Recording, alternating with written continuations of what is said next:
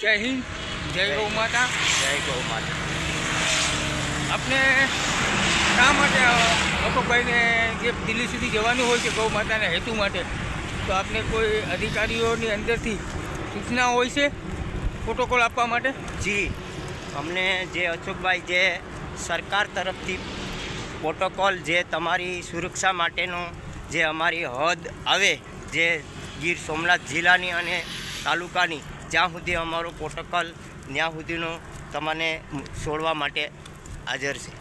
હા સાહેબ, એટલે આ બધી વસ્તુ એ માટે કે ભાઈ આપણે જે તે ભૂતકાળની અંદર ગૌધન એટલે કે આપણી ભારત દેશની સંપત્તિ એની છે, એમને બચાવવા માટે દેશની અંદર સરકાર શ્રી વડાપ્રધાનને મળવા જતા હોય ત્યારે આપણા યશસ્વી વડાપ્રધાન સાહેબ ત્યાંથી આપણને એક એના કાર્યાલયથી લેટર આવ્યો હોય અને જિલ્લાના કલેક્ટર સાહેબને આવ્યો હોય અને કલેક્ટર સાહેબથી આખું બધું ફોર્ડિંગ થાય, જે વસ્તુ પદયાત્રા દરમિયાન માંગ્યો હોય તેવો પ્રોટોકોલ આપવામાં આવે અને ત્યાંથી અહીંથી ફરીવાર પાછું જાણ કરવામાં આવે કે ભાઈ અશોકભાઈ તેઓના કાર્યક્રમની અંદર શરૂઆત કરી દીધી છે અને એ પછી આપને જ્યારે દિલ્હી પહોંચો ત્યારે આપને અને જે દરેકની લાગણી સાથે વડાપ્રધાન શ્રી સાહેબ મળવાના હોય ગૌ માતાના હેતુ માટે, તો તેઓને રજૂઆત માટે 5 મિનિટનો સમય પણ એમણે આપેલો છે.